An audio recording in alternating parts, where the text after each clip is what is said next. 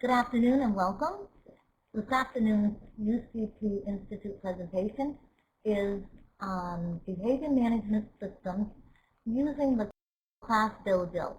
The Class DOJO is a computer-based tracking instrument, and our computer expert here is going to tell you a little bit more about that. My name is Doris Lawson. I'm Weiss. I'm a teacher and currently technology expert.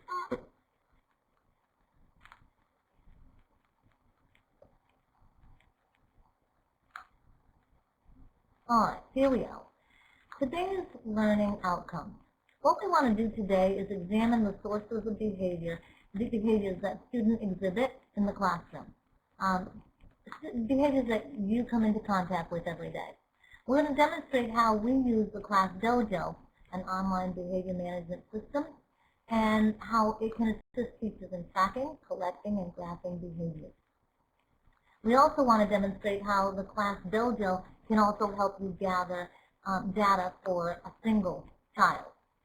If you're doing RCI data or other behavior management sorts of things that you want to make sure you have information. And so our critical question is, how can you use an online behavior management system to improve your ability to gather behavioral data?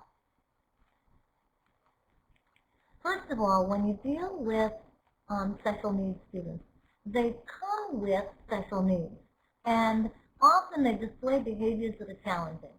And your response to those are going to be crucial into helping them become better in terms of behavior and better in terms of academics. So, we're just going to review 4 things on the sources of all behavior. 1, you're going to find children who avoid an escape. And that's a goal that we all want also. You don't want to work, so you sleep a little bit longer. You don't want to do something, so you procrastinate. Well, some of our students who have disabilities are going to be experts at avoiding and escaping. Another one is power. I want what I want, and I want it now.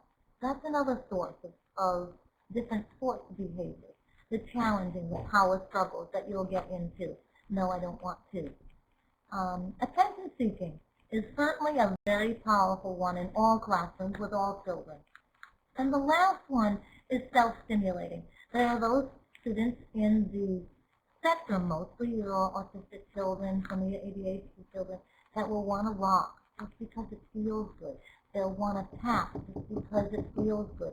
They'll want to do a multitude of other things just because it's self-stimulating. And again, a lot of these students may not have disabilities. They might just be children without disabilities, and they could all exhibit these behaviors. And although we are looking at, particularly with a microscope on those students included in a classroom with disabilities, it is the source of behaviors for all children, for all human beings. Correct. And so, our students with special needs also have other factors that get involved. The ADHD factor, sometimes the depression, because they don't feel good about themselves, they can't learn at the same pace. Of course, we talk a little bit about autism and sensory issues. And then there are those students who get in trouble because they don't understand what's going on. And so that whole language processing sometimes gets involved in the behaviors.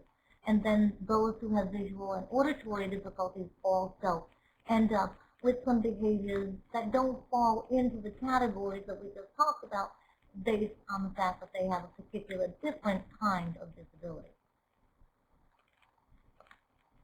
So, what we're going to generally talk about today is that all behavior can be maintained, changed, or shaped by some consequence.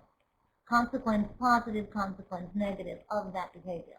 And so we're going to define positive reinforcers as those consequences that strengthen behavior, and the negative consequences are going to be consequences that we hopefully weaken the behavior. And you know as a teacher that sometimes negative consequences prolong the behavior because they feed into that attention seeking. And so students' behaviors are managed and changed by consequences that you enact the kinds of consequences that you do within the environment or the kinds of contracting you may do with students in the classroom, and we hope that they change behavior for the positive. But in order to change the student's behavior, you can't just go to the RTI meeting, you know that, with this kid is driving me nuts, or this kid is a big problem. They want you to define that problem. They want you to track the data. They want you to analyze that data and give some kind of an assumption as to why this particular problem is happening. And then, based on that data, design a program, hopefully, to effectively change that behavior. What we're going to talk about today are number 1 and 2 specifically, that the Class Dojo can sincerely help you define and track that data a whole lot easier than we've been able to do without our computers. And so, we're going to offer you tools for tracking, collecting, and graphing for whole class behaviors and for single students. And that's why I want you to meet Brett, who is going to have you meet Class Dojo.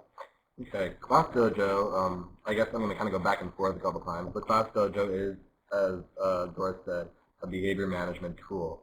And instead of having you actually go in and see it right now, I'm going to skip ahead and then go back. It has several different features, not just for behavior management. Of course, that's what we're going to be focusing on today. But I'm also going to give you a little tour of Class Dojo and describe each of these components of it. It has enables you to take attendance. It has a timer. The fun thing about it is it has student avatars, and sometimes the students really get excited about customizing their avatar, and it makes them, in a way excited about behavior. They don't see it as behavior management, but they see it as, ooh, how can I get certain points, or how can I get credit for exhibiting good behavior. It has a lot of customizable behaviors, and we'll definitely go deeper into that. A nice feature about it is it has parent reports, and this is a way that you could really collaborate with the parents. They really appreciate it, and it's easy for them to understand, in addition to you being able to track data. And that you're able to give daily, weekly, and monthly reports, as well as a very interesting graphic representation of behaviors. And our parents have responded very positively to 2 things. They like the weekly reports, but some of them like that little portal that they can go in daily and check up on their kids so that they don't have to wait for that weekly report. And so that makes it nice. Yes. So now I'm going to go into and give you kind of a tour of Class Dojo. I know you could probably find a video on its website, but this is how we use it. Just give me a second. So he's going to go to what the Class Dojo looks like as you would look at it on your computer. It's capable of running off of an iPhone, running off of an iPad, and some of the things you have to do on your computer, like setting up the class lists and things like that. So here you are at the Class Dojo site. I'm going to be logging in up here. Hi, teachers. So you have a login to be actually used throughout our rooms instead of doing it individually. So it's very uniform. The way we have it is a lot of our students rotate from room to room. And this is not logging in, but that's okay. So I'll do it again. The reason why we went with this behavior management is exactly what Brett just said, is that we started moving our classroom so that we could have lots smaller reading groups on the same level. So we merged 3 classrooms where children would move between them. And then we were losing sight of, well, how did this child behave in room 211 as compared to what he is now? And so with everyone using the Class Dojo, all the information fed into the same report, and we would know by the end of the day what kind of behavior they had wherever they were in whatever class. Yeah, it's very universal and very unique in that way. As you can see to the left right over here, this is what we use. I'm not going to go into our students for confidentiality purposes, but you made up 2 students so that they could see what it looks like. Correct. So actually, I have a demo class. It's very easy to make a class, as you can see right down here. You can add a class in your elementary school. You can do it for your own class, or you can do it for the whole grade, depending on how your school is structured. If you're in a middle school or high school class, you can do it for different subject areas. Exactly. And that's kind of really a very useful tool. Very easy to add a class, choose what grade you are, select the subject, I'm going to do math, and then name your class. You could say Mr. Weiss's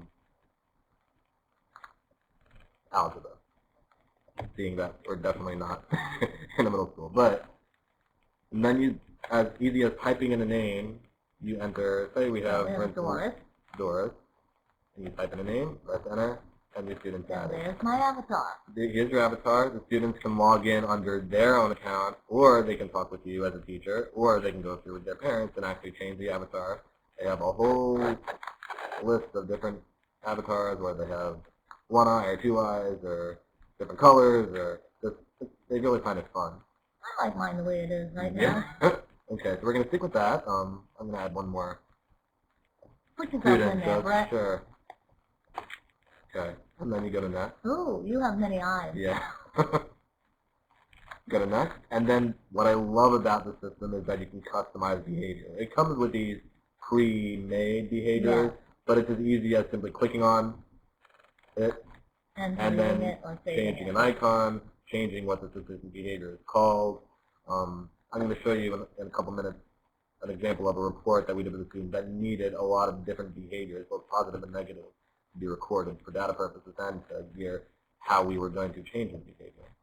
But let's say we have those behaviors for this student right now, Mr. Weiss's algebra, and then it already tells you whether you want to download different student presentation codes or they can just go onto the website and enter the code. I'm not going to do that right now. So let's go into the class. You would start by clicking start. And this is the primary interface that you would see as a teacher. And that's what you would see on your iPhone or your iPad also. Mm-hmm. And so if Doris happened to be doing some really good work, you could click on her and give her an on-task point. And when you see on the bottom comes up the name and +1 for exactly what the student is doing. But another really nice thing about this Class DOJO is that sound. It's that both auditory and visual stimulation as far as I guess you could say that further. Right. But what you can do too is turn the sound off if it's too annoying. But for some children, when they're working quietly, if I have it up on the whiteboard, on the smart board, and they hear little dings, sometimes distracting, so I'll take it off. Mm-hmm. Sometimes I don't have it on the smart board because there's something else there, and they hear dings, it just encourages them, ooh, I might be getting a point for working hard. So it all depends on the students in your class, whether or not you want that auditory prompting or not. I know when I do exit reflection, I like to keep the auditory there because I will certainly say, oh, you got 3 points for you did your homework, you worked hard, and you paid attention. And if there was a disruption, I'll click the disruption. I won't pay attention to it, but that child does know. I do remember doing something incorrect. Very, very true. And well, the nice thing about it is that you can award multiple students at the same time. So you don't have to go one by one. Say a group of students is doing very well. You click over here to award multiple students. So on an iPad, it might look a little bit different. When you just... On an iPad, all you have to do is click multiple students, and it just comes up blue, and you can just record them. It's very, very easy. So say me and Doris, we're both. Let's say we weren't doing very good. We didn't bring our homework today. Oh, no. And you click the homework, and well, I don't really care for that sound because it's very discouraging, but still, it keeps them aware that, oh, I didn't do my homework, or oh, I shouldn't be doing what I should. I'm not doing what I should be doing. I better change it so I can get some positive. And again, this is all being recorded as it's going on. And then another nice thing before I take us out of here is attendance, which we try to implement a little bit. But we'll be. The attendance is a nice feature because if you want to keep your own attendance and not have to rely on the office to give you a report, you can use this attendance feature. Some of you I know have attendance online already, and so you just kind of ignore that and you don't really need to use it. But for some of us who don't have attendance online, it's a really nice record for us to keep so that we don't have to go downstairs and ask the register how many kids are out today or who's in or so forth. And a nice way to implement that in the classroom, which you've tried before, is to actually have a smart board, if you do have a smart board or some permission board or some type of electronic board, or even put my pen in front of the room. As students come in, it's the way of checking in is to go click their name and you would start, mark a absent, and then as they come in, ooh, I'm here, and or I'm late, depending on what it is, and they really get excited about that, even that. So it's just a nice little feature. So we're going to go back. Now let's go through the reports. Can you see the reports from here? Yeah, let's say we're done for the day. We're going to end our class. And right there, this is probably one of the best features. It records everything, even the +1 and the -1, and it represents it in a very... a pie chart. Right, a very nice pie chart that is easy to read, that clearly shows that, oh, 33% positive, I wanted to get above 50 today. Mostly students probably should be above 75. But it really is a very user-friendly way of showing parents and students, oh, maybe I should do better, or I did a great job today. So that's a whole class report, but you can also get an individual student's report. Right, we can and go to so Doris. When we've had conferences with parents, we've pulled up their report, and we can show it day by day what their, positive points are, or we can show a month or a week, depending on what it is our discussion is gearing us to. And then we can set goals. We can say, okay, Mom, we sat down today, how about we try this particular program for 3 weeks, and we want to move this positive point from 50 to 65%. How about if we make another appointment? And then you can sit with the child every day and say, oh, you're moving towards, look at how good you're doing, and you can even use that to track it on a graph, or lots of other educational sorts of things. But I found it very motivating and very concrete for the child and for the parent who might be looking at it during the week and saying, oh, I got to be there in 3 weeks, and this has only moved to 55%, or it's only moved to 60%. And so it's a really nice, graphic, easy way to find out how your child is doing. And it really holds the students accountable, and at the same time, lets them know at any time how they're doing during the day. Obviously, they're not going to be checking it during the day, but some are a little bit more into it than others, I would say. So you can check on the side the different students or the whole class, depending on if you want to look at the whole class, you can sort it by what you want to be shown, the most positives, you got the most, the whole class, you could say. Let's go, I usually like to say percent positive, because that really is a nice way of looking at it. You could also look at it in different intervals. So, of course, this isn't going to change, because I just opened this class. Let's say you wanted to look at a student, how he did last month, or still February. Yeah, last month in January. And obviously it's going to show nothing since I just opened this. Right. But I'll show you in a little bit a student who I worked with last year.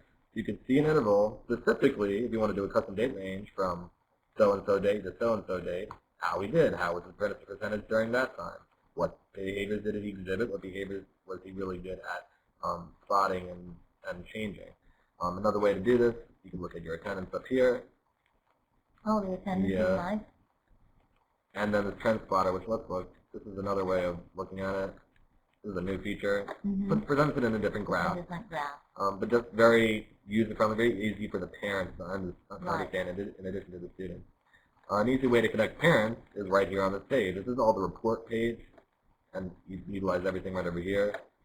You connected 0 to 2 parents. Well, we better connect fresh parents, so we're going to type, you can type an email there, an invite, and an email sent directly to the parents. That's, of course, if your parents have email. If they don't, then you can still print out these reports and show them. So there's always, it's not just on a computer or iPad. Right. You could really show them a paper copy. Exactly. And then you can also have student logins. You can hand them out on a sheet of paper or create student logins themselves. It's really a handy tool to have. Let's see. What it does is it makes it very easy to flip between classes and to award positive points. There are some children, too, that we only do positive points.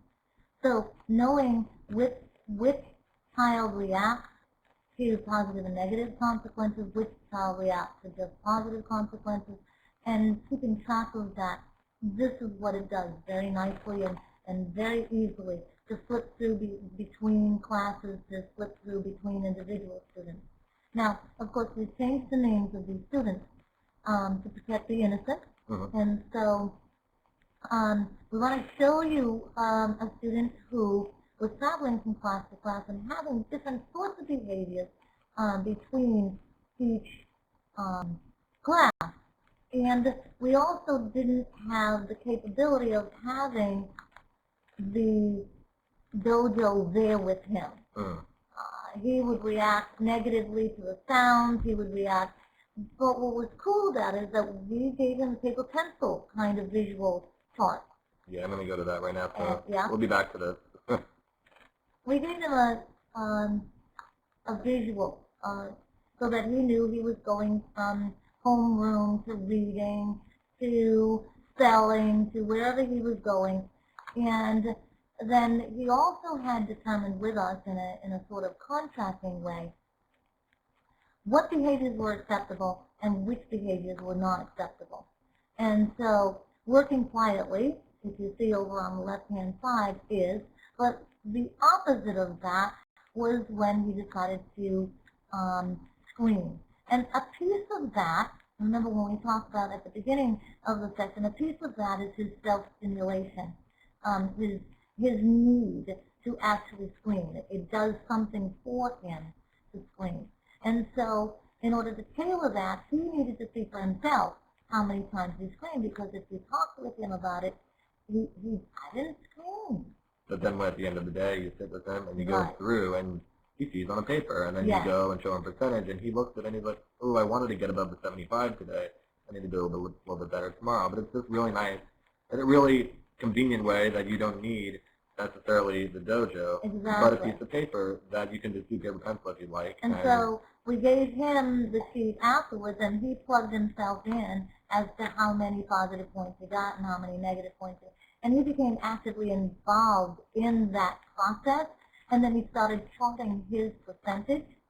And we saw, because he became directly involved, we saw how he grew, and he started making sure that his percentages were higher every day. And I think it was part of that that piece of, it opened his eyes. It opened his eyes to seeing how he was. It was almost like carrying a little video camera around so that he could see what he was doing. Right. I mean, we as adults sometimes are told something, or we sometimes need, most of the time, need a visual representation, if you're a visual person, to see, oh, well, I did do that. Or even if you have a to-do list, oh, I should probably do that, then do this. So why wouldn't it work for students? So, and the more involved, and you can be as creative as you can be. We're only giving you a couple of little things that we did differently than what the program actually was designed for as a full class. Okay, so as you can see here, you have the paper that we just talked about, again with the positive and the opposite negative behavior. So you can see the difference about what, well, if I did that, then what should I really do? If I was using the wrong bathroom, I probably should have been using the appropriate bathroom. So you have a list there. And then at the end of each day, we give that sheet to me, or to Miss Lawson, Doris, and she would go in and physically track that out, and he would put it in.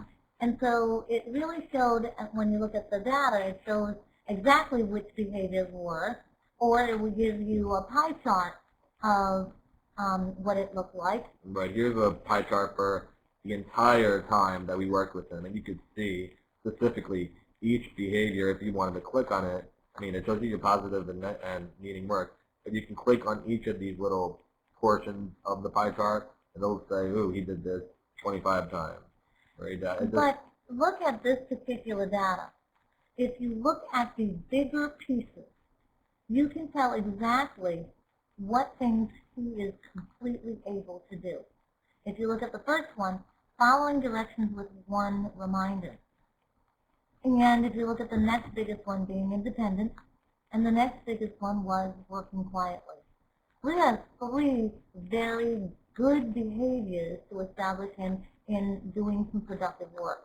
If we take a look at the 3 big negatives, then we know where to work on.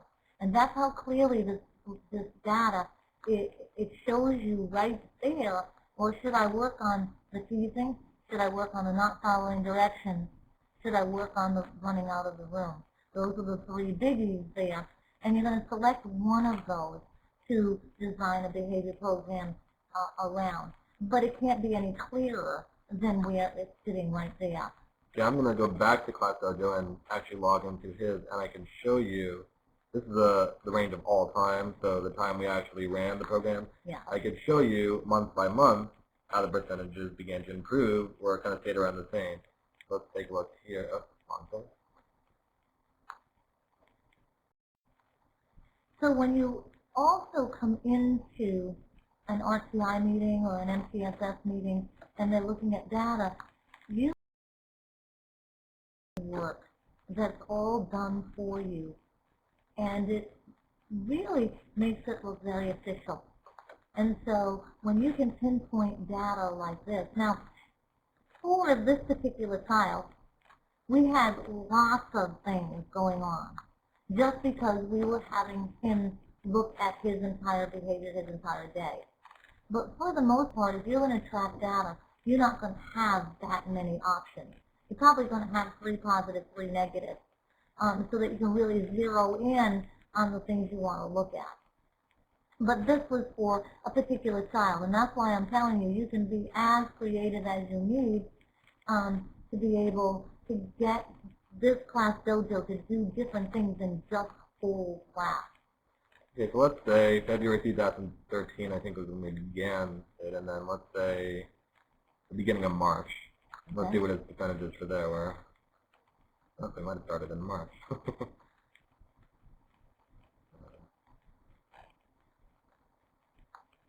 Let's start in March. Let's start March 4th, since that's Monday. Okay. And then let's go to April. Let's go the full month. Here's the 53% positive. Let's go back to around the June time. It was May, June. You might want to do May because we left very early in June. Right. June 1st, May 1st. No, start early. Let's go a month ahead then. To April to May.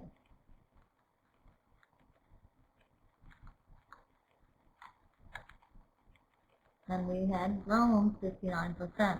Right, and that's taking into account of the whole month. Yeah. And weeks, I mean, you can go weeks, you can go days, so, I mean, But it's consistency over time right. is the mark that's going to help you the most when it comes to looking at this. And you can't be discouraged. You can't say, oh my goodness, I only went from 53 to 59. If you take that pie chart, that 59% is a lot of change when you're looking at lots of behaviors. Mm-hmm. And so if you were looking at one behavior and you were looking just specifically on that, which is what I encourage, one behavior at a time, the percentages would have gone up. But his program was completely different, and it was not for more than just getting him actively involved in looking and mirroring his entire day. So, moving on, we in our 2nd and 3rd grade attach a monetary value at the end of the week, and we celebrate their positive points by taking, let's say they earned 50 points. We multiply that by 5, and they have $2.50, and they go spend it in a little store that we have. And that's pretty important because then the points mean something. At one point we had it equaling pennies, and we did the same thing. Just the prices were lower, and they would go in on Friday. You don't need to do a store. You could do a Fun Friday activity, or you could do homework passes. Something that shows reward for the positive, yeah. Not necessarily for negative. It's very important that they have a stake in their behavior. It's not just arbitrarily points and then comparing. Because some students need further than just looking at the points. But well, I did a lot of really good this week. Let me go and spend some of my money. Yeah. You know, so. Let's talk a little bit about self-regulation and self-reflection. A piece of the program that we showed you with Christian was just that. It was, how do you get a child to look at themselves? Many of them in elementary school, self-reflection, it doesn't happen because they don't have that ability to look at themselves, and that's where the Class DOJO helps them a little bit. But if you take a look at those children who are successful in school, there's some research that came out of the University of Virginia that says that kindergartners who had a high level of self-regulation in the fall did better on tests in reading, vocabulary, and math in the spring as compared to those children who had low levels of self-regulation. And so whether or not they could self-reflect, those kids that knew where their stuff was, knew they had to get up when the teacher said, line up, knew to bring their math book wherever they needed to be, or their reading book, wherever, those self-regulation skills that we hope that all children develop. If they have a high level of that, research shows that they do better in reading, writing, and math. So one of the things that will help you with that is with the Class DOJO. Here in Florida, Marzano is very big on self-assessment, and so he's saying that when you use a self-assessment technique, students are able to reflect on their learning and focus on both the process and the product. And so that's what's happening with your Class DOJO. It's the process and the product. And so for some children who may need that auditory cue and hear ding, ding, ding, the process for them is encouragement. And they go, oh, I'm doing pretty good. I'm doing pretty good. I'm doing pretty good. And the negative could be the process that says, wait a minute, I'm not doing that well. I need to turn this day around. And then the product ends up, well, throughout the day, this is what I yielded. And so for some children, like Christian and like some other children, seeing that 53% today and 57% tomorrow and 59% the following day is the product of what they've been able to do to improve. And self-assessment techniques can help students develop their own voice and become strong and independent learners.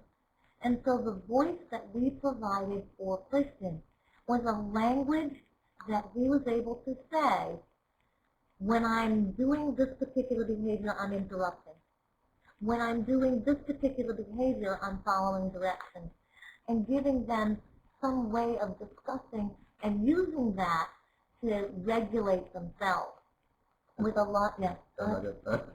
No, especially when they move on to the next grade. Yeah. That's why it's very important for them to have their own voice, to be able to self-regulate. So they might not have you there with them, and they might not have the Class DOJO with them, but that's how Class DOJO and we're hoping to internalize some of that within themselves. Mm-hmm. So we have a video. Now, I'm going to qualify this video at the beginning because I use a system of self-regulation at the end of the class. So they're to finish their work, gather their materials, and they're moving from math class to the next class. And they have to have ownership that they brought in their homework, and they need to tell me how they behaved, how they thought they behaved. And so it's kind of like an exit ticket, except that this one is based on behavior. And we'll let you listen to my kiddos in my classroom. Daniel, you have your homework? Let's see. All right, 1 point for homework. All right, now how did you do work today? You think the work was easy? How was your behavior? When we were doing class, how was your behavior? I think really good. You were good. Okay, so how many points do you think you deserve? 3 points? Okay. 2. 3 points. Good job. All right, Sam. What do you got here? Homework. All right, Sam. That's a point for homework. All right. Now, is this classwork? Yes. Oh. Sam, what do you got here? You think you deserve a point for this? No, Do you think I'm going to give you a point for this? I forgot it was. Okay. Either pause it and let it finish below. So as you can see at the end of that, with the first student, she actually held the student accountable for his homework, for how he behaved in class, for how he was on task or not on task. This student, he was not, yeah, a little different case, but he's still, He as brought in his homework, yeah. right? And so he got his point for that. Let's see if we can get this video rolling. Point for homework. Now, is this classwork?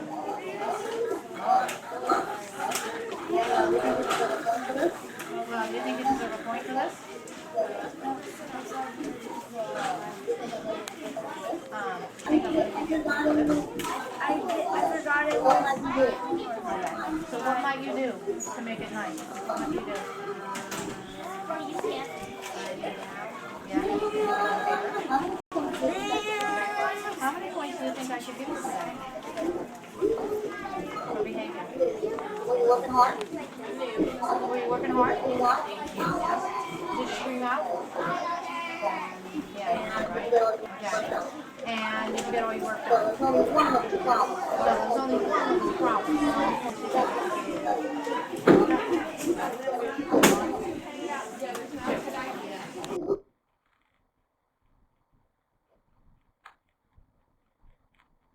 Sometimes the children need those 20 questions when you want to get them to understand the process, and so just get your work done, you know, get your hand in your homework, or you're paying attention, that sort of thing, depending on how many points they earned in that particular classroom. And sometimes it's important for them to actually learn what they're earning the points for, and not just, oh, I'm going to give you 3 points.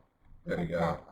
Exactly. So we gave you a little short version of the Class Dojo. And as we assess our learning or review the goals of today, we hope that the next time you face a student with some behavior issues, you can reflect on what is the primary function of this behavior. So if you take a look at it, is it attention seeking? Is it self-stimulation? Is it power? Do I want what I want? Or is it avoidance and escape? How can I track this behavior with the Class Dojo so that I can analyze it? Collect it, look at it, and take a look at different sorts of things. And how can I use the Class Dojo to encourage self-reflection and self-regulation? And those were the key outcomes for today. We encourage you to contact us, contact him, he's the expert. Our emails are there, and if you ever want to stop by Bales, we are on Science Drive in Orlando. So Right come next by. to UCF, so yeah, definitely. Thank you.